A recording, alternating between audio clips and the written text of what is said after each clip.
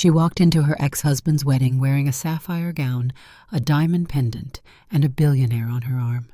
The same man who threw her out while she was pregnant with triplets had invited her to watch him marry a 26-year-old model. He wanted her broken. He wanted her begging. He wanted every guest in that Beverly Hills ballroom to see the woman he'd crushed. But when those golden doors swung open, it wasn't a broken woman who walked in. It was a storm, and by the end of the night, the groom wouldn't leave in a limousine. He'd leave in handcuffs. This is the story of Emily Carter, a mother of 3 who lost everything: her home, her marriage, her dignity, and how she turned the cruelest night of her ex-husband's design into the greatest victory of her life. Because sometimes the people who try to destroy you end up building the stage for your comeback. This story will remind you of one powerful truth. Your worth is never decided by the person who left you. It is proven by what you survive and who you become after they're gone. If you've ever been underestimated, if you've ever been told you were nothing, stay until the very end of this story. And if it moves you, leave a comment, share it with someone who needs to hear it tonight, and subscribe so you never miss a story that fights for the ones the world forgot. It was all a beautiful lie, you know. To everyone in that fancy ballroom, he seemed like the perfect groom. Handsome, successful, a man who'd made it to the top and won the beautiful young bride. But I knew what was under that tuxedo and polished smile, a man whose ambition was always sharpened by a touch of cruelty. Ryan's path to success wasn't just about hard work, honey. It was paved with broken promises and people he'd left behind. When we got married, all he had was a small paycheck and a head full of dreams. My steady belief in him, my willingness to go without, gave him a foundation. But the minute his career took off, I became a weight. He started making comments about my simple clothes, teasing me for not being like his new, wealthy friends' wives, and dismissing everything I did to keep our little family grounded. The day I told him I was expecting triplets, his true colors showed. There was no joy, just the cold look of a man calculating costs. 3 babies to him meant less money, less time, less freedom for his own pursuits. "You've wrecked my life," he yelled at me one night, and the sound of that door slamming shut is something I'll never forget. After that, he was hardly ever home. Eventually, he just told me to get out. For him, I was a part of his past he was eager to delete. Then, of course, there was Vanessa Brooks, the sparkling new model. In his mind, she was everything I wasn't. She was young, knew how to play the part, and ran in all the right circles. The papers said she was an up-and-coming model, always with a glass of champagne in her hand at some high-fashion party. But behind all that glamour was a woman just as cold and calculating as Ryan. She didn't see a husband in him. She saw an opportunity. Ryan could give her the life she always wanted, the jewelry, the boats, the endless parties. It was Vanessa who pushed him to show off their new life, who would sneer whenever my name came up. "You should invite her," she'd purred to him while they planned the wedding. "Let her see exactly what she's missing." It wasn't just about feeling better than me. It was about destroying any little piece of me that was left in his life. The two of them, Ryan and Vanessa, were a perfect match of ego and greed. They just fed off each other, completely unaware of the whispers that followed them. Some of the people there, I suppose, thought they were bold. Others saw a train wreck coming. But Ryan and Vanessa didn't care one bit. They thought they were invincible, that the rules didn't apply to them, that they were meant for a life of pure luxury. As Ryan showed Vanessa off around the room, his laugh felt empty, but you could see his ego swell every time someone looked at them with envy. He was picturing me walking in, looking tired and worn down, proving to everyone he'd made the right choice. Vanessa held his arm, her diamonds flashing, her own eyes bright with a kind of mean excitement. They thought they were the directors of their own little movie. I was the sad backstory, Ryan was the conquering hero, and Vanessa was his grand prize. But the ending they wrote was about to be torn up, because the woman they thought was so fragile had found her strength, and the beautiful kingdom they'd built was on a foundation of lies, just waiting for a wave to come and knock it all down. And believe me, that wave was coming that night. The idea to humiliate me wasn't just some spur-of-the-moment thing for Ryan. It was a plan, something the two of them cooked up together in those late-night chats. While people were busy arranging flowers and timing the music, Ryan and Vanessa were plotting something ugly.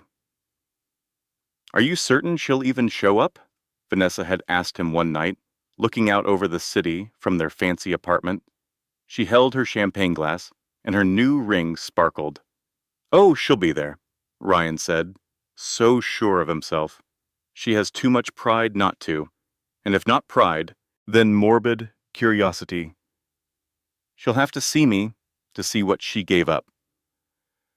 Vanessa just smiled that sly smile of hers. "Good," she said, "because the second she steps in that room, she'll know she doesn't belong, and so will everyone else." They played the whole scene out in their minds. Ryan imagined me arriving quietly, wearing something old, probably holding a purse I'd bought on clearance.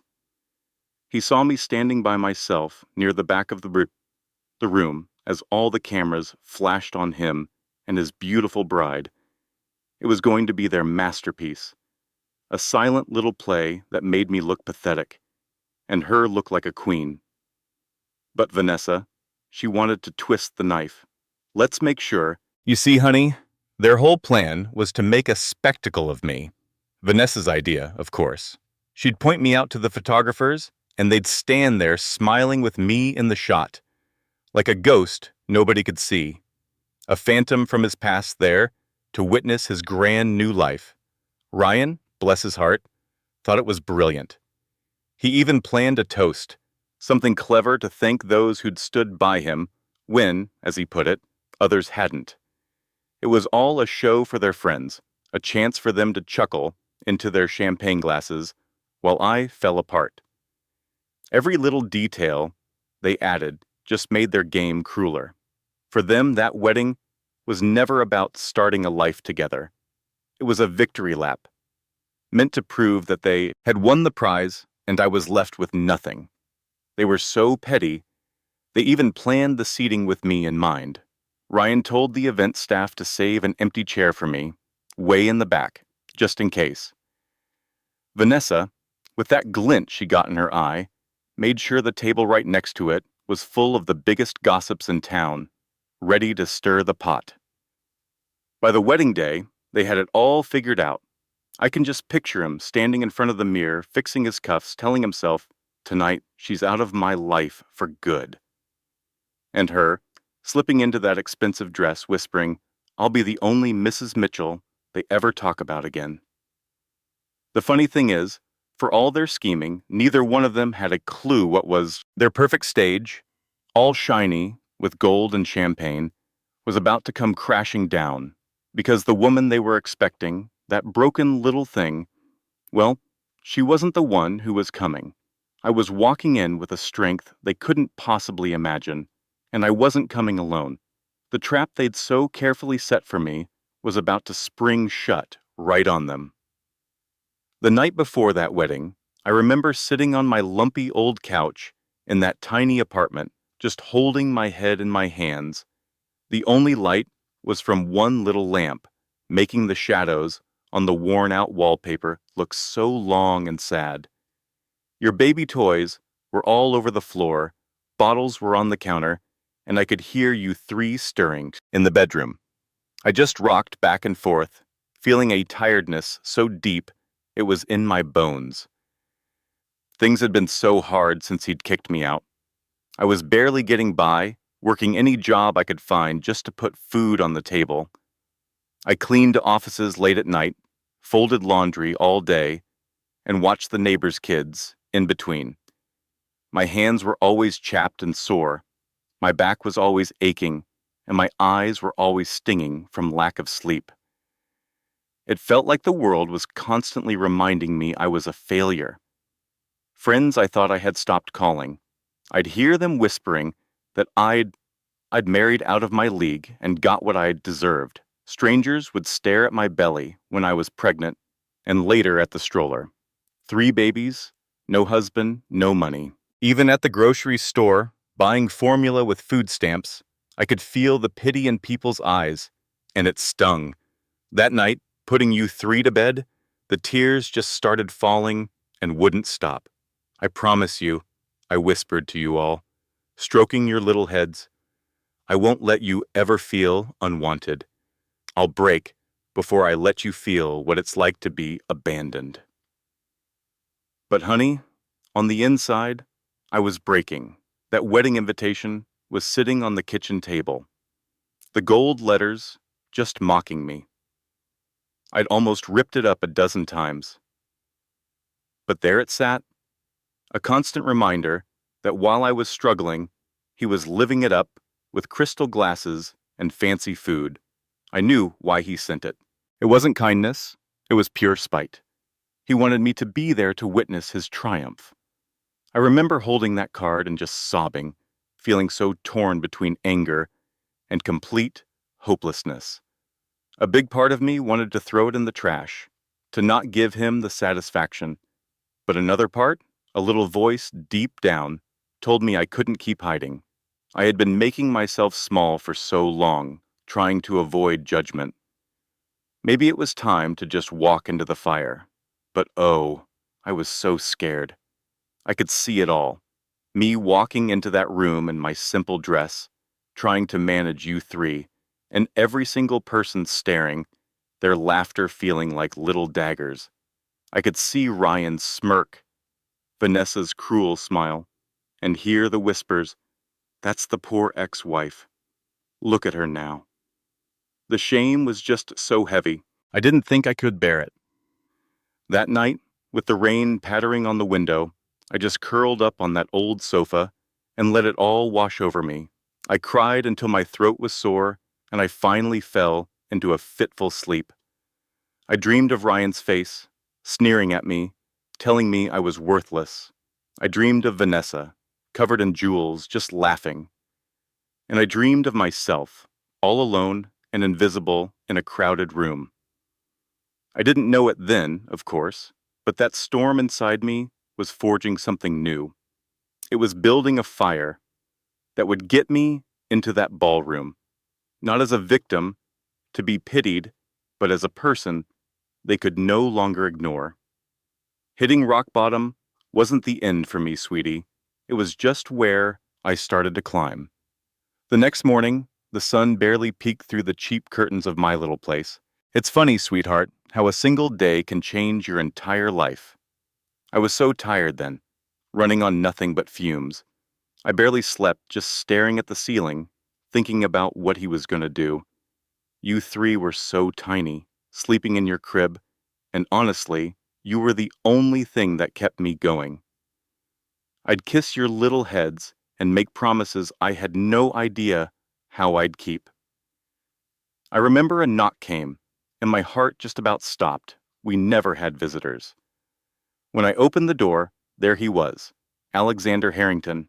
Everyone knew who he was, this ghost of a billionaire you only saw at charity galas. He was tall and carried this sadness in his eyes, a man people both admired and, well, feared a little. I'd read his name in the papers, of course, next to huge business deals and hospital wings. But at my door, never. He said my name, Emily Carter, in this warm, steady voice, asking if he was intruding. I just nodded, completely bewildered. "Yes, that's me," I managed. "But why are you here?" His eyes went right past me to the toys on the floor, to your crib, to all the signs of how much I was struggling. I saw his jaw tighten for just a second. Then he looked right at me. "Because I know what he did to you. he said, and because I've seen this story before. My back went straight up, you know? I thought Ryan sent him, but he cut me off.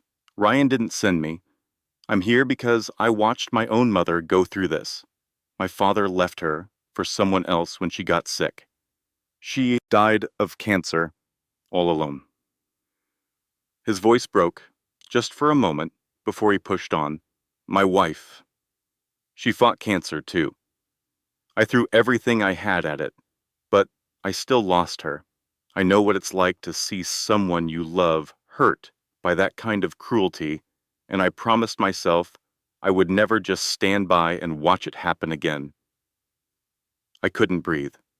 That edge in his voice, it wasn't pity. It was a pain that came from his own deep scars. I whispered, I don't want your charity, so ashamed of how my voice shook. He just shook his head. This isn't charity. This is justice. He said Ryan thought he could get away with it all without any consequences. He's wrong. You don't have to do this alone. I just stared at him.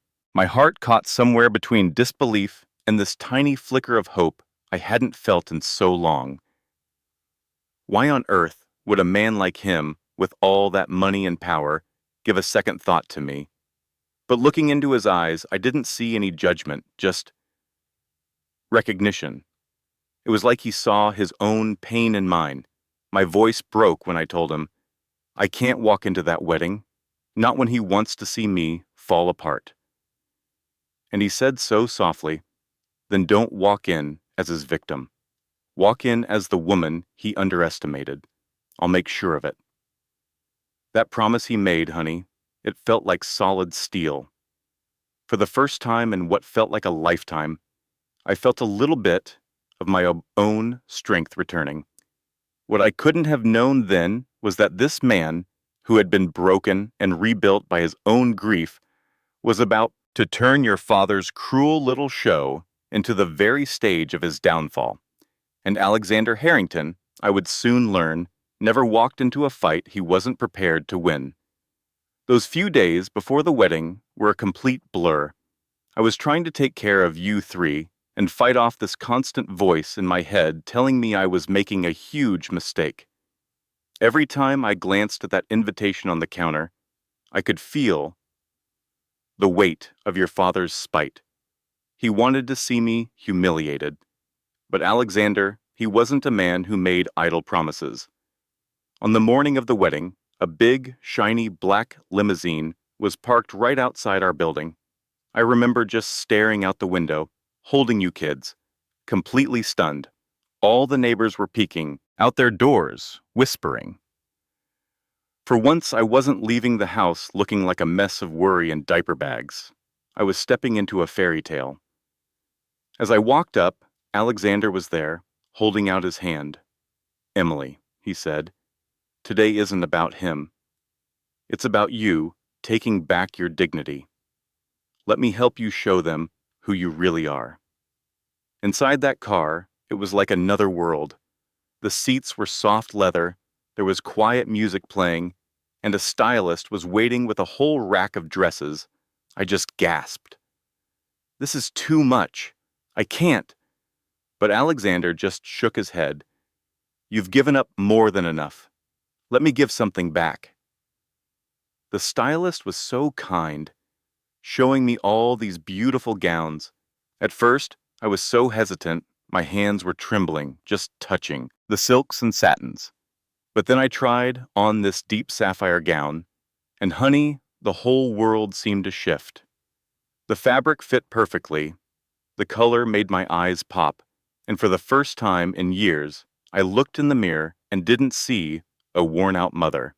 I saw a woman again, and you three, all dressed up in your tiny suits and a matching dress. You started clapping your little hands. Mommy, you look like a princess, one of you shouted, and your voice was so full of pride. Oh, I just cried and hugged you all so tight. You'd only ever known me in old clothes with a tired smile. That night, you saw me shine. The makeup artist erased all those sleepless nights.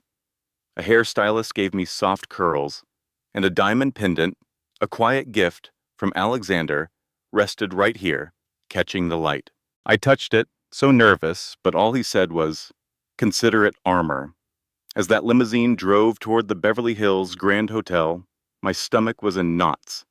I could just picture Ryan's smirk, Vanessa's laugh, all the whispers. My hands were getting clammy. Alexander must have noticed. "Do you know what makes a storm powerful, Emily?" he asked me, his voice so calm. I looked over at him, confused. "It doesn't ask for permission," he said. "It just arrives. Tonight, you are that storm." A little laugh, all shaky, escaped me. For years, I had been making myself smaller, just trying to get by, but not that night. That night, I was going to walk into that ballroom, not as his forgotten wife, but as the woman he never even knew. The limo slowed down in front of the hotel's glowing entrance.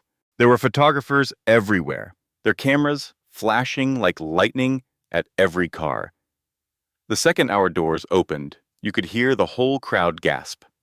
I stepped out, feeling radiant, with you three trailing behind me, like little princes and a princess, and Alexander right by my side, a picture of quiet strength. For the first time in forever, the world wasn't pitying me, it was watching in awe. And inside, your father's perfect celebration was about to become his worst nightmare. The Beverly Hills Grand Hotel was just dripping with gold, you know? That night, the ballroom was full of people in their finest clothes, laughing under these huge crystal chandeliers. Champagne was everywhere. For all those wealthy guests, it was just another fancy party. But in a few minutes, it would turn into something they'd never forget. The huge golden doors to the ballroom opened so slowly, so dramatically, and the first thing you heard over the music was this collective gasp from everyone. Outside, our sleek black limo had arrived, reflecting all the lights and camera flashes. The photographers were all pushing forward, yelling over the string quartet, "Who is it? Who's here?" And then I stepped out. Me, Emily Carter. Not the tired, invisible mother I had been, not the broken ex-wife your father assumed I'd always be that night. I was something else entirely. My sapphire dress shimmered, my hair was down in soft curls, and that diamond pendant he gave me shone like a star. My back was completely straight. My chin was up, my eyes felt calm, but believe me, there was a fire in them. I walked with a kind of grace I didn't know I had, like a queen who had nothing left to lose. The murmurs got louder. "Is that her? Ryan's ex-wife. She looks amazing." I thought she was barely getting by.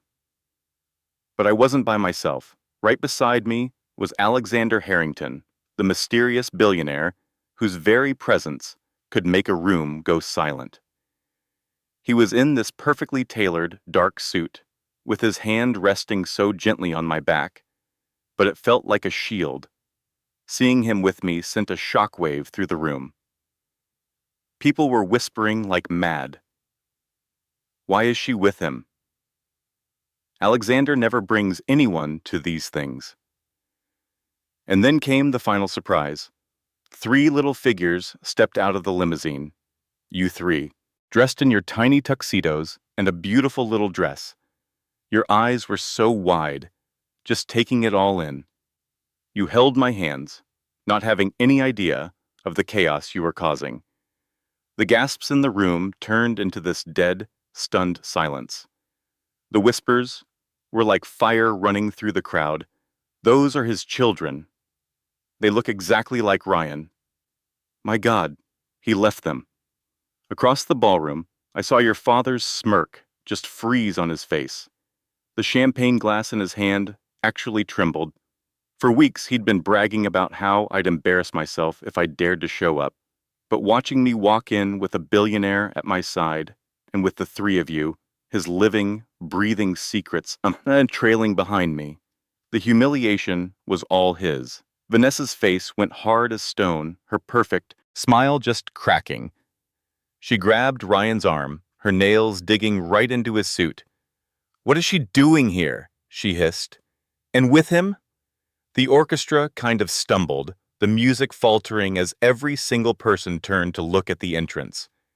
The room that had been so full of laughter just moments before was now completely silent, full of suspense. Every eye in that place followed me as I stepped onto that marble floor, the clicks of my heels sounding like a drumbeat. I didn't rush, I didn't look away, I just moved forward, my gaze fixed ahead, ignoring all the whispers, ignoring your father's pale face. I wasn't there to be his victim. I was there to take back my story. And as those doors closed behind me, sealing us all in that silent room, one thing was clear. Model became so clear to everyone in that room. You see, the woman they thought they'd be pitying showed up as someone they could only look up to. The ballroom went so quiet you could feel it, like thin ice about to crack. There I was, in that blue dress, with Alexander by my side and you three holding my hands. The whispering started, a whole storm of it. I could feel every eye in the place turn from Ryan and his new bride to me. He was furious. I could see it burning in his eyes. This wasn't how he'd planned his big night. I was supposed to look broken, but instead, I'd stolen his thunder. He had to do something, so he walked forward, plastered a smile on his face, and lifted his glass. "Well now," he boomed, his voice bouncing off the marble. "Look who's here, my ex-wife. How sweet." People shuffled their feet. His charm was so thin, you could see the poison underneath. Vanessa, his bride, just squeezed his arm and smirked, egging him on. He circled me like a shark. "Tell me, Emily," he said, "did you have to borrow that dress? Or did Mr. Harrington here buy it for you? Must be strange, being in a place like this after, what was it, that little rundown apartment?" A few people snickered. My heart was pounding, I admit, but I wouldn't look away. I was about to say something, but Alexander put a hand on my back, a silent message. Just wait. You know, Ryan was never one to quit while he was ahead. He leaned in, his voice like a whip. "And bringing the children? My goodness, was that for sympathy? Hoping someone would write you a check?" You could hear people gasp all over the room. His words were just so cruel. You all squeezed my hands a little tighter. You knew something was wrong. For a second, that old feeling of shame washed over me. But then I met Alexander's eyes, and he was so steady, and I remembered I wasn't that person anymore. Before I could even think of what to say, Alexander stepped forward. His voice was quiet, but it filled the entire hall. "You talk about pity, Mr. Mitchell," he said, looking right at him. "But I don't see a woman to be pitied. I see a woman who survived things you couldn't imagine and did it all with her head held high." Ryan's smirk wavered, but he tried to laugh it off. "And who are you to tell me?" Alexander smiled, but it was a cold one. "I'm the man who stood by her when you walked out.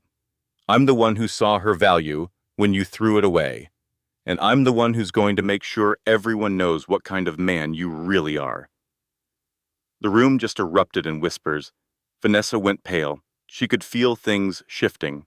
Ryan's composure finally broke. "This is my wedding," he spat. "You don't belong here." That's when I finally spoke up. "No, Ryan," I said, my voice perfectly calm. "I belong here because, while you're celebrating, you can't erase me or the children you left behind. We are living proof of who you really are." The gasps were louder this time. People were looking at him differently. He opened his mouth, but nothing came out. For once, he was speechless. And in that silence, his whole world of lies started to tremble. The room was just buzzing. My words had landed, but it was Alexander who was about to bring the thunder. He just stood there, so calm and in control. Everyone was watching him. Ryan's jaw was clenched tight. "Enough!" he snapped, his voice shaking. "This circus is over. Security!" But Alexander just held up a hand, and it was enough to silence him. "Before you call for help, Mr. Mitchell," he said, his voice smooth as glass, "you should probably worry about what I brought with me." The whole room leaned in. You could just feel the curiosity. Even the music had stopped. Ryan tried to laugh. "And what's that? More empty speeches? This is my night, Harrington." Alexander's eyes were like steel. "What I have," he said, reaching into his coat, "is the truth." He pulled out a simple black folder and set it on a table. The silence was deafening. He opened it so slowly, showing everyone the papers stacked inside. "These," Alexander said, his voice ringing out, "are financial records. They prove that Ryan Mitchell has been stealing from his own company for more than 2 years." The sound of everyone gasping at once was something else. You could hear glasses clinking as people turned to stare. Ryan's face went completely white. "Lies," he yelled. "He made those up to ruin me." But Alexander didn't flinch. "No, they're verified. Bank transfers to secret accounts, fake companies to hide the losses, all to pay for this lifestyle, this wedding." He paused, looking right into Ryan's eyes. "You wanted Emily to come here so you could humiliate her. Instead, she's here to watch you fall." I remember Vanessa clutching his arm, her eyes wide with panic. "Ryan, is this true?" she whispered. "Of course not," he snapped on, pulling away from her. "He's bluffing." Alexander leaned in again. "Am I? Then why do I have letters between you and your accountant? Why do I have recordings of you authorizing it all?" The room just exploded. His business partners looked sick. Politicians started quietly slipping out the doors. Even his best friends wouldn't look at him. I stood, perfectly still, my heart just hammering away. For so many years, I'd prayed for this, for the world to see the man I knew he was. And right there, it was finally happening. Ryan's mask just shattered. Sweat was pouring down his face. "It's a setup. He's trying to destroy me. You know me." But it was too late. His voice, which used to command rooms, just sounded weak and pathetic. Alexander stood up and closed the folder with a soft little click. "Hard work doesn't leave a paper trail of stolen money, Mr. Mitchell. Your empire was built on lies, and tonight it's over." For a second, the whole ballroom was completely silent. The weight of it all just settled on everyone. Then some man near the front said it, just loud enough for people to hear. "He's finished." And just like that, it was done. The man who had planned my public humiliation was now the one exposed and trembling, his whole world collapsing around him. And everyone in that glittering hall knew it. They weren't at a wedding anymore. They were watching a king lose his crown. The whole room just fell into chaos. Whispers became accusations. The people who had admired him minutes before now looked at him with disgust. Ryan Mitchell was coming apart at the seams, and right beside him was Vanessa, his beautiful bride, watching her perfect future crumble. At first, she just stood there, frozen, holding his arm as if he could still protect her. But as Alexander's words sunk in, and people started passing around copies of the documents, she knew it was true. The fortune she thought she was marrying was just smoke and mirrors. Her hand fell away from his arm. She looked around the room, seeing all the judgment in their eyes. The whispers were the worst. She had to know. Gold digger. Serves her right. I remember her face, how her stomach must have been churning. This was not the life she signed up for. She didn't trade everything to stand next to a man in ruins. She'd pictured yachts and magazine covers, not court dates and visiting days. "Ryan," she hissed, her voice all cracked and shaky, "tell me it's not true. Tell me he's lying." His face was a mess of desperation. "Of course it's not true, he pleaded, but she could see it in his eyes, just like I could. She knew the difference between a man who was confident and a man who was caught. She took one sharp step back, and her heels made a loud click on the floor. You could hear people gasp. Ryan's head snapped toward her. "What are you doing?" "I'm not going down with you," she said, her voice shaking but loud enough for everyone to hear. "I didn't agree to marry a common criminal." The crowd loved it, of course. For the first time all night, it wasn't me or Alexander humiliating him. It was the woman he had chosen. "Vanessa," he begged, his voice breaking, "don't you dare. You're nothing without my name." But she was already pulling that huge diamond from her finger. She held it up so everyone could see. "Your name," she said, her face like ice, "is worth nothing now." And with that, she let the ring drop. It clattered on the marble floor, and that tiny sound echoed through the whole stunned room. He actually lunged for her, his face beet red, in a rage. "How could you?" she screamed. But the guards, feeling the mood shift, moved right between them. Then Vanessa just turned, her gown flowing behind her, and her heels made this sharp, crackling sound as she stormed from the room. The photographers rushed after her, of course, their flashes capturing her angry face for the morning papers. Your father was just frozen there, his perfect bride gone, his secrets out, his pride shattered in front of all those people. And I saw the whole thing holding you and your brother's hands so tight. For years, I had held on to the hurt of what he did, the embarrassment of being thrown away. But right then, the man who tried to make me disappear was vanishing himself. And the final twist of the knife didn't come from me or Alexander. It came from the woman your father thought was his ultimate prize. You could have heard a pin drop in that room. Vanessa was barely gone before every single eye turned from your father to me. I just stood there in that blue dress, holding you, three close to me. The whole crowd was holding its breath. You could tell they knew more was coming. Ryan tried to get a grip. He smoothed his tuxedo and let out this awful, forced laugh. "You people are so naive," Xiaomi said. "You believe this nonsense? It's just sour grapes from a bitter woman and some rich guy with nothing better to do. Don't you forget, she was nothing before me."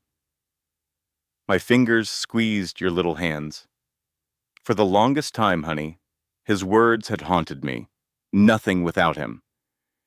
They would just echo in my mind on those long, sleepless nights when I was alone at the hospital or working those awful jobs just to make sure you kids had food. But that night, with everyone watching, I knew his words couldn't hurt me anymore. It was my turn to speak. I took a step, and my voice was a little shaky at first, but it grew stronger. "You say I'm nothing without you, Ryan, but the funny thing is, I found my everything when I left you." A little ripple of whispers went through the room. I held my head high, even with tears in my eyes. When he made me leave, I was pregnant. Not with one baby, but with three of you. I paused then, pulling you all a little closer so they could all see your sweet faces. "These are your children, Ryan. You left me to raise them all by myself." You could hear gasps all through that huge ballroom. A woman up front touched her necklace, and I heard her whisper, "Good heavens, he left his own kids." My voice caught for a second, but I kept going. While you were living in mansions, I was scrubbing floors at night, doing laundry, watching other people's children. My hands were always chapped from the cleaning supplies. My back hurt. I was always tired, but I never stopped. It wasn't for me, it was for you three. I looked right at you then, and my heart felt so full. Every tear I fought back, every dinner I skipped, every night I barely slept. It was all so that you would never, ever feel like you weren't wanted. The room got blurry then, because my eyes were full. He told me I had ruined his life, Ryan did, but you three children never ruined my life. You saved it. You gave me a reason to get up when all he wanted was for me to stay down. And tonight, I wasn't going to hide you anymore, or hide my own story, because everyone needed to know what really happened. You didn't just walk away from me, you walked away from them. The whole room just erupted. People were yelling, "Shame on him. How could he?" Your father's face got all twisted and ugly, sweat beading on his forehead. "She's not telling the truth," he yelled, and you could hear the panic in his voice. "Those kids, they're probably not even mine." But honey, even as he said it, anyone could see it. You had his jawline, his dark eyes.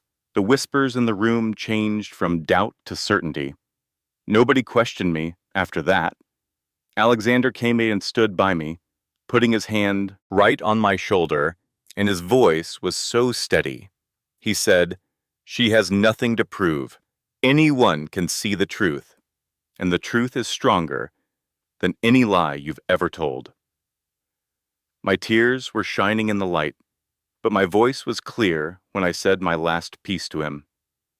"You tried so hard to erase me, Ryan, but you can never erase yourself from these children's faces. They are living proof of the man you are, and the father you never were." The room just exploded with applause. Some people even stood up, crying. My story had finally broken through all that glitz and glamour, showing the real, messy truth underneath it all. And in that moment, it wasn't about his money or Alexander's influence that filled that room. It was about my truth. The ballroom was just buzzing with noise, shock, gossip, the scandal spreading everywhere. What I said had ripped away your father's final mask. The guests who had admired his success were now looking at him with total disgust. But Ryan Mitchell, he was never one to just give up. He slammed his glass on a table, and it shattered everywhere. "That's enough," he bellowed, his voice bouncing off the walls. "You think you know everything. You believe her? A bitter, washed-up woman? You believe him? Some bored, meddling billionaire?" He pointed right at Alexander.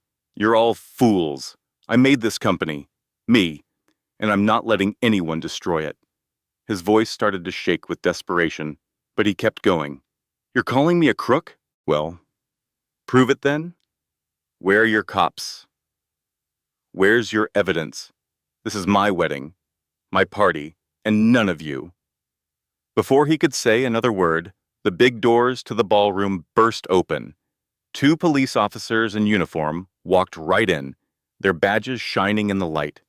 And behind them was this serious-looking detective in a dark suit, and the way he walked in just silenced the whole room. I heard people whispering in shock. Some were clutching their jewelry, and others, well, they were already recording it on their phones. Your father's face went completely white. "What is the meaning of this?" he asked, and his voice was trembling. The detective came forward and took a piece of folded paper out of his coat. His voice was so calm. "Ryan Mitchell, you are being investigated for embezzlement, tax fraud, and money laundering, and we have a warrant for your arrest." Oh, you should have heard the gasps then, louder than anything before. So many camera flashes. People were trying to get a better look. Your father stumbled backward, just shaking his head. No, this can't be real. This has to be a mistake. This is Alexander's fault." Alexander just looked at him, his arms folded. "No, Ryan. This is what happens when justice finally finds you." Your father looked around desperately at the crowd, searching for a friendly face. Anyone, but the same people who were praising him an hour before wouldn't even look at him. The politicians were already sneaking out the back. Even his own groomsmen took a step away from him. They wanted nothing to do with his mess. "No!" Ryan yelled, and he lunged as the officers got closer. "Vanessa, where is she? Vanessa, you have to help me!" His voice just broke into this pathetic little cry. But Vanessa, of course, was long gone. The officers grabbed his arms and put the cuffs on him so quickly. He fought them, thrashing around. All that confidence he had was just gone, replaced by pure panic. "This isn't right. I'm Ryan Mitchell. You can't be doing this to me. I'm a millionaire. I'm a big deal." The detective's voice was sharp and cut right through it all. "You made a big mess, and now it's time to clean it up." The crowd was murmuring again, some people shaking their heads, others saying it was about time. "I just stood there, holding you three so close. For years I had hoped that one day people would see him for who he really was." And there he was, under all the fancy lights, being exposed, not as a groom, but as a common criminal, being hauled away from his own wedding. Your father's eyes found mine as the officers were pulling him out. They were filled with so much hate and fear. "This isn't finished," he spat out, his voice echoing as they dragged him to the doors. "You are going to regret this, Emily. All of you will."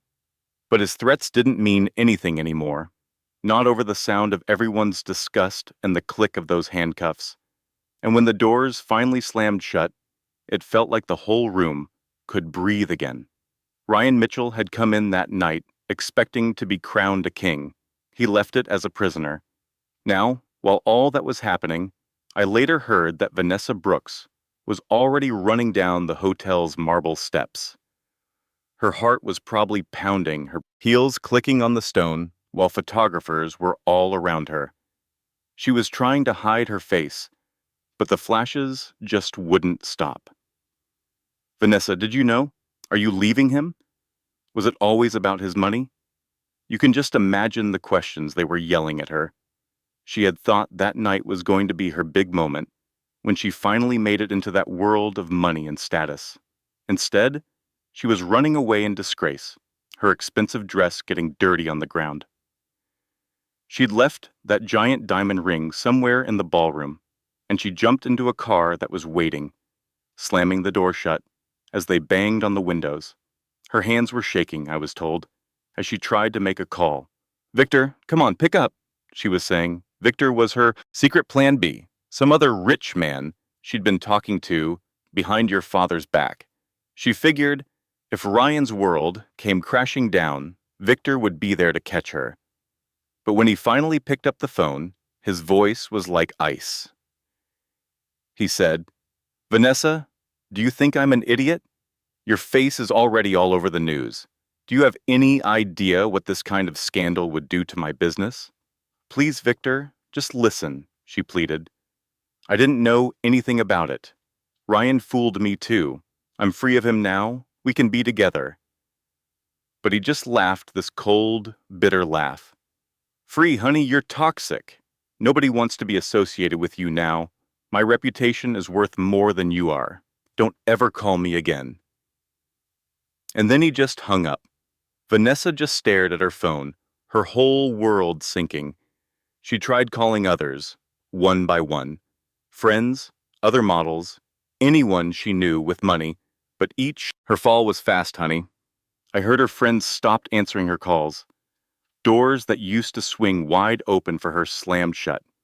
By morning, the tabloids had their name for her, the gold-digging bride. Her angry face was on every magazine.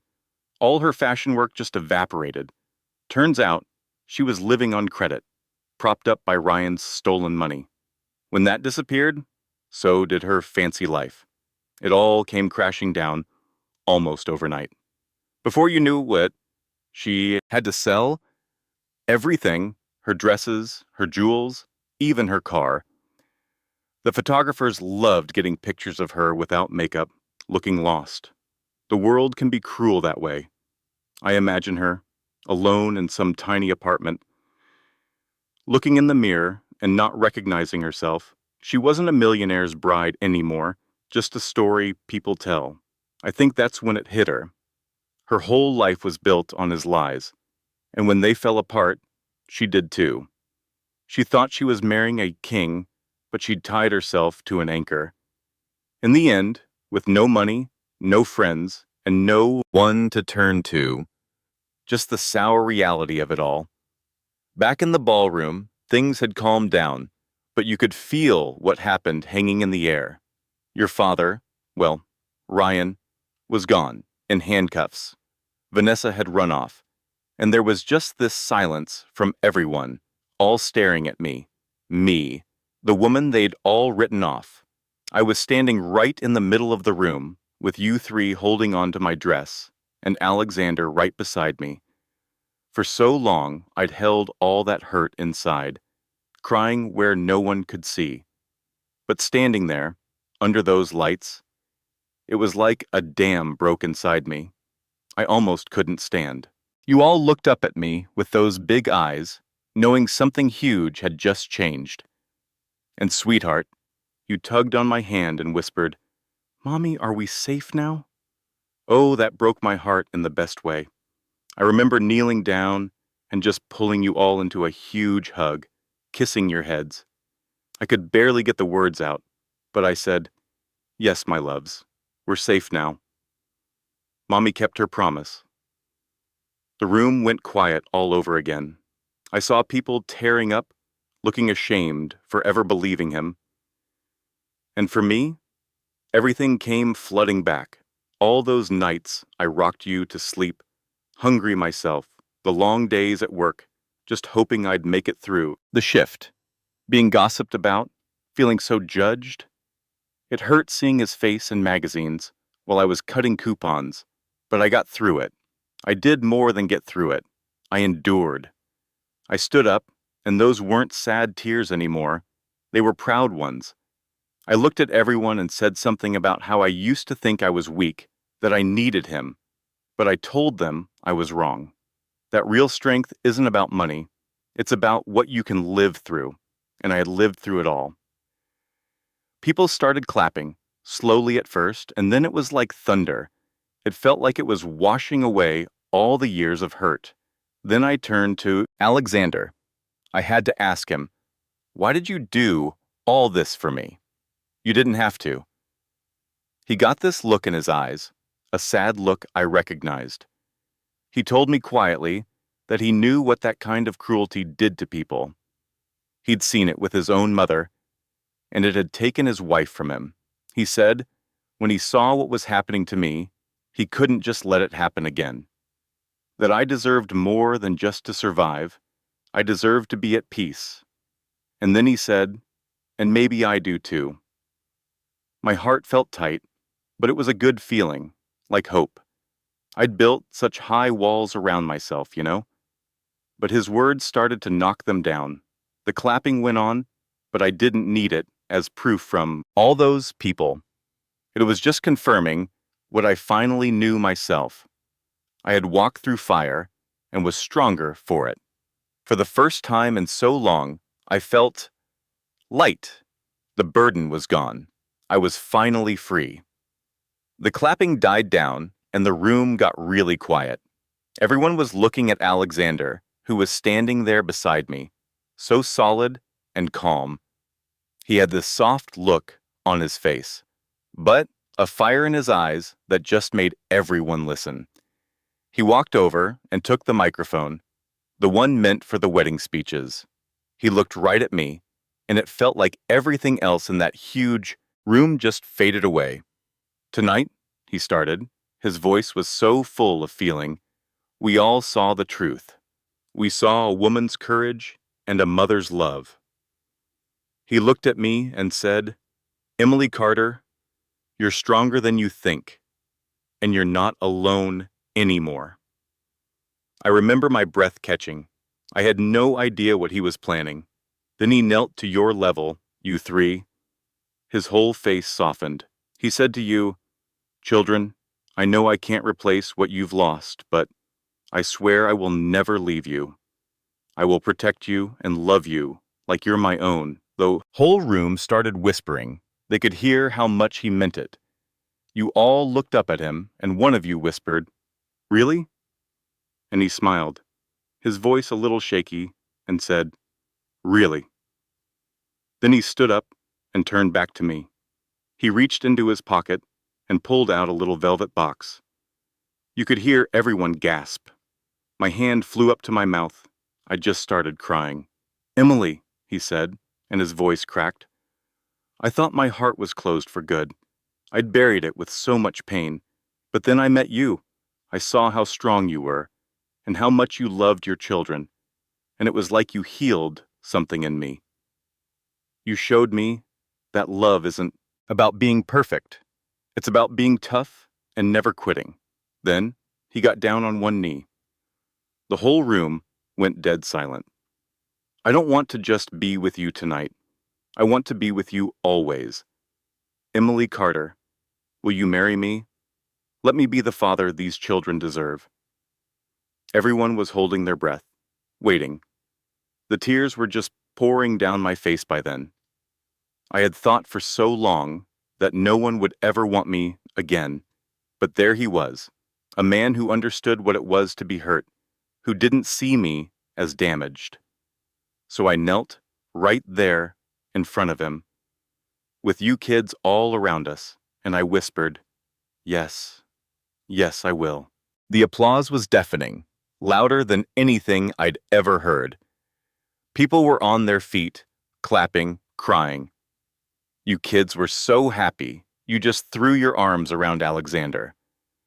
I'll never forget his laugh as he pulled us all into one big hug. It was the first time in forever that I felt real hope. A future with love, not fear. Funny, isn't it? Ryan wanted that wedding to be his big moment, and instead, it became mine. Love won that night, not his cruelty. That whole ballroom felt different. The awful, heavy feeling was gone, and in its place was just so much cheering and happiness. Alexander and I stood there holding hands, with you all stuck to my dress like little barnacles. The same people who came to see me fall were on their feet for me. They started coming up to us, not to judge, but to say they were happy for us. I remember one important man came up and bowed his head a little. He said, "Mrs. Carter, I am so sorry. I believed him, but you showed us what real strength is." He shook Alexander's hand and said he'd chosen well. Then more people came, saying sorry for believing the rumors. Women in beautiful dresses were hugging me, saying I'd given them hope. Men who had been on Ryan's side were now patting Alexander on the back for being a good man. It was all so much to take in. All those years of being whispered about had left scars, but now those same people were saying kind things. It didn't feel real. I wasn't just getting by anymore. I was being celebrated. The musicians didn't know what to play, but Alexander gave them a little nod, and the music changed to something soft and beautiful. It wasn't music for a show-off anymore. It was for us. He leaned in and whispered, "Dance with me." I was so surprised. "Right here?" I asked, and he just gave me that gentle smile. I remember Alexander taking my hand, saying, "Why not? Tonight belongs to you." He led me to the center of that big marble floor. The crowd made a circle around us, and his hand felt so steady on my waist, guiding me into the music. I was terrified at first, honey, under all those chandeliers. But one look from him, and the fear just melted. I relaxed and let myself dance with him. My sweet triplets were clapping their little hands, giggling as guests swooped them up. Seeing me there, dancing and not broken, brought tears to a few eyes. It wasn't just a dance, you see. It was a statement. A woman once thrown away was now treasured. Her dignity returned for all to see. When the music stopped, the applause was even louder than before. Alexander leaned in close, whispering just for me. This is just the beginning. From now on, every celebration will be yours. My heart swelled up. For so long, I had just been trying to survive on my own, to be promised joy, to be promised a future filled with light. It felt like the greatest gift I could ever imagine. And when I looked around that room, I saw the strangest thing. The humiliation Ryan had planned had turned on its head so completely it felt like a coronation. I wasn't the poor ex-wife anymore. I was a mother, a survivor, and the woman standing with one of the most powerful men in the city. More importantly, I was finally standing tall, all by myself. Guests lifted their glasses together. To Emily, someone shouted then, to courage, to love. The toast rang through the hall. You could hear glasses clinking and laughter all around. And for the first time in years, I let myself laugh too. A night that was designed to break me had instead become the night that built me a new beginning, and the party was only getting started. Outside the hotel, red and blue lights flashed in the darkness. Ryan Mitchell was being forced into a police car, his wrists in cuffs. His shouts echoed, but nobody was listening to him anymore. The world he'd built on stolen money and broken trust had fallen apart, and all that was left for him was the cold reality of a prison cell. The next morning, the headlines were on every screen. Groom arrested at his own wedding. The details of his schemes spread like a wildfire. Hidden accounts, tax evasion, laundering millions. His old allies ran for the hills, investors backed out, and his company crumbled in a day. By the end of the week, the name Ryan Mitchell just meant fraud. In jail, he raged, blaming anyone but himself. He cursed me for coming, cursed Alexander for exposing him, and cursed Vanessa for leaving him. But in the quiet of his cell, when there was no one left to hear him, the truth must have haunted him. He had destroyed himself. Vanessa's life didn't turn out any better. After her big exit, she scrambled to hang on to her glamorous life. But one by one, every door was slammed in her face. Brands dropped her, friends ghosted her, and even the men she'd charmed for security turned their backs. The tabloids feasted on her downfall. From bride to betrayed, within a few months, Vanessa was bankrupt. Creditors called constantly, debts grew, and the luxury she had loved became a bitter memory. She sold her gowns, her jewelry, even the designer handbag she once teased me for not being able to afford. Alone in a rundown apartment with no friends, she stared at her face in a cracked mirror, realizing she had become the very thing she hated, forgotten and discarded. While Ryan and Vanessa were lost in their own ruin, my world began to blossom.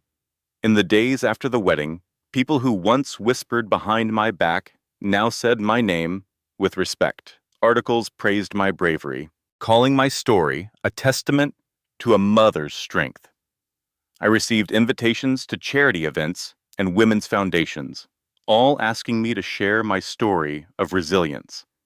But I was never interested in fame. What mattered most were the little things: tucking my children into bed without fear, waking up to their laughter instead of anxiety, knowing I didn't have to fight every single battle alone anymore. Alexander was by my side through it all.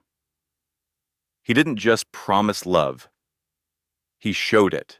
He held the children's hands on walks to school, cheered for their small victories, and quietly supported me in building a future of my own. He was the one who encouraged me to start the foundation I had only dreamed of, a program to help single mothers find work, a home, and their dignity.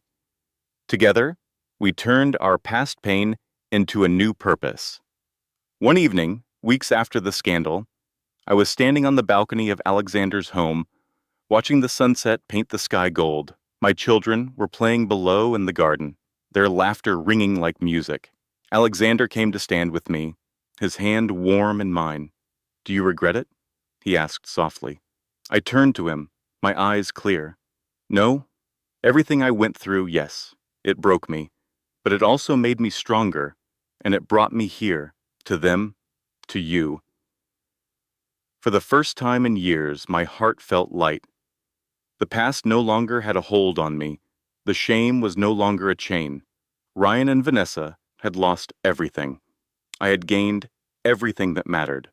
And that was the sweetest justice of all. Months went by, but the night of Ryan's fall stayed in people's minds. The story of the groom arrested at his own wedding became a kind of cautionary tale across the city. People whispered about his arrogance, laughed at Vanessa's betrayal, and admired the quiet strength of the woman who had once been dismissed as nothing. I, Emily Carter, no longer walked with my shoulders slumped or my eyes on the ground. I carried myself with dignity, not because of gowns or applause, but because I had finally found my own worth. Every morning, I woke to the sound of my children's laughter. Their tiny voices reminded me why I had fought so hard. Their smiles were my crown, their love my treasure. With Alexander by my side, I began to dream again. Together we launched a foundation for single mothers, women who had been abandoned, overlooked, and ridiculed just as I once had been. The foundation offered them a safe place to live, education, and job opportunities. Most importantly, it offered hope. Standing on stages in front of crowds, I told my story, not with shame, but with pride. Each time I saw tears in the eyes of women who finally understood they weren't alone. But I knew my journey wasn't just about inspiring others. It was about healing myself. Late at night, after the children were asleep, Alexander and I would sit by the fire, talking softly about our scars. He told me of his mother's suffering, his wife's final battle with illness, and the loneliness that had almost swallowed him whole. I shared my darkest nights, my fear of failing as a mother, my moments of hopelessness. In those quiet hours, we found not just love, but understanding. Two wounded souls no longer defined by their pain, but made stronger by it. As for Ryan and Vanessa, their names faded into infamy. Ryan's trial ended in a conviction, his once proud empire reduced to ash. Vanessa drifted further into obscurity, a cautionary tale of greed and betrayal. Neither could escape the shadow of their choices. One evening, as the sun dipped below the horizon, painting the sky in colors of fire and gold, I gathered my children on the porch of our new home. Alexander stood behind me, his arm wrapped warmly around my shoulders. The children laughed as they pointed at the glowing clouds, calling them castles in the sky. I smiled, my eyes wet with quiet joy. I whispered to myself words I wish I had believed so long ago. I am not weak. I'm not broken. I am enough. I turned to Alexander, my voice steady. "Do you know what the greatest victory is?" He tilted his head. "What?" "It's not revenge. It's not seeing them fall. It's knowing I rose. It's choosing to live fully, love deeply, and never again doubt my worth." Alexander kissed my forehead. His answer was simple, "And you'll never have to doubt it again." The triplets ran into my arms, giggling, their joy pure and boundless. I held them close, my heart swelling with gratitude. For all the pain, for all the loss, life had brought me to this moment of peace. And so, the story that began with cruelty ended with compassion. The tale of betrayal transformed into a lesson of resilience. To every woman watching, my journey carried one final message. You are stronger than the storms that try to break you. And no matter how deep the betrayal, no matter how heavy the pain, there is always a tomorrow where you can rise again. So that's how the story ends, my dear. You're still here with me until this moment, aren't you? If you really stayed this long, it means something inside this story touched your heart in a way you can't quite explain. And maybe, just maybe, it reminded you of your own strength. Life often brings us betrayal, pain, and moments when we feel abandoned. But as the philosopher Marcus Aurelius once said, you have power over your mind, not outside events. Realize this, and you will find strength. My journey shows us that no matter how cruel the world can be, we are never powerless. We can rise, heal, and even turn our deepest wounds into the very source of our courage. So tonight, let this story remind you. You are stronger than the storms that try to break you. You deserve love, dignity, and a future brighter than your past. So that's how the story ends, my dear. You're still here with me until this moment, aren't you? If you really stayed this long, it means something inside this story touched your heart in a way you can't quite explain. And maybe, just maybe, it reminded you of your own strength. You know, people love to talk about success as if it's something you build with money and power. Ryan Mitchell had both. He had the mansion, the cars, the champagne from the model bride, and a ballroom full of people who envied him.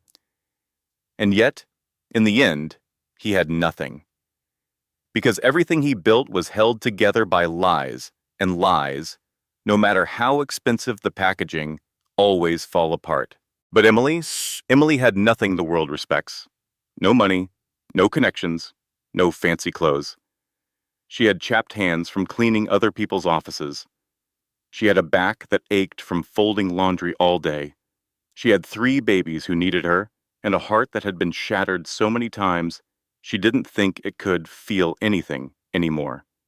And yet, she was the one left standing when the dust settled. Not because someone rescued her, not because she got lucky, but because she refused, absolutely refused, to let her pain be the final word of her story. And I think that's the lesson here, the real one that matters. Life will break you. It will. There's no getting around it. Someone you trust will betray you. Someone you love will leave you. Someone will look at everything you've given and tell you it wasn't enough. And in that moment, you'll feel like the ground has been pulled out from under you, like there's nothing left to stand on. But here's what Emily's story teaches us. The ground doesn't have to be given to you. You can build it yourself. One sleepless night at a time.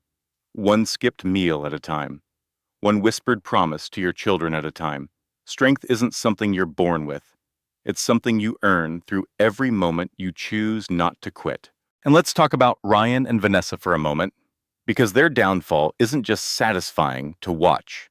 It's a warning. Ryan believed that success meant stepping on other people. He believed that leaving his wife and children behind was the price of ambition, a price worth paying. And Vanessa believed that beauty and charm could buy her a permanent seat at the table of luxury. They both made the same mistake.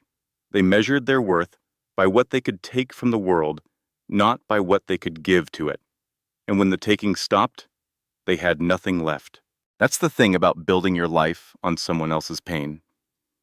It looks strong from the outside, but inside, it's hollow. One gust of truth, and it all comes down. Ryan's empire didn't collapse because Alexander Harrington exposed him. It collapsed because it was never real to begin with. The fraud, the stolen money, the fake smiles, they were all just scaffolding around an empty building. And Vanessa? She didn't lose everything because the world was cruel. She lost everything because she had never actually built anything of her own. She had borrowed someone else's life and called it hers. But Emily, she built something real. She built it with tears and sacrifice and love so fierce it could light up a dark room. She built it by showing up every single day for 3 little lives who depended on her. And that's why her story didn't end in that tiny apartment with the peeling wallpaper. That's why her story ended on a balcony, watching a sunset with her children laughing below, and a man beside her who saw her scars and called them beautiful. Now, I want to speak directly to you, the one who's still listening. Maybe you're going through something right now that feels impossible. Maybe someone left you. Maybe someone told you that you weren't enough. Maybe you're sitting in your own version of that tiny apartment, staring at the ceiling, wondering if things will ever get better. I want you to hear this clearly. You are not what happened to you. You are not the names someone called you. You are not the mistakes someone else made. You are every night you survived. You are every tear you wiped away so your children wouldn't see. You are every morning you got up when every part of you wanted to stay down. As the philosopher Marcus Aurelius once said, you have power over your mind, not outside events. Realize this, and you will find strength. Emily realized it, and look where it took her. Not to revenge, not to bitterness, but to peace, to love, to a life where her worth was no longer up for debate. So tonight, let this story sit with you. Let it remind you that no matter how deep the betrayal, no matter how heavy the pain, there is always a tomorrow where you can rise again. You are stronger than the storms that try to break you. You deserve love, dignity, and a future brighter than your past. And if no one has told you that lately, let me be the one to say it now. You are enough. You always have been. If this story touched something inside you, do me a small favor tonight. Hit that like button. Not just for me, but for every person out there who needs to hear that they're not alone. Share this video with someone who's fighting their own battle right now. Drop a comment and tell me, what part of Emily's story hit you the hardest? And if you haven't already, subscribe to this channel and turn on that notification bell, because here, we don't just tell stories. We tell stories that fight for the ones the world forgot. Stories that remind you how to keep going and how to rise. Thank you for staying until the end. I'll see you in the next one. This content was carefully researched, developed, and manually edited by our team to deliver meaningful life lessons and emotional value to our audience. All characters, names, and events in this story are entirely fictional and created for entertainment and educational purposes only. Any resemblance to real persons, living or dead, or actual events is purely coincidental. We do not promote or condone any illegal activity, harassment, or harmful behavior depicted in this narrative. Our goal is to inspire strength, resilience, and hope through the power of storytelling. Thank you for being part of this community.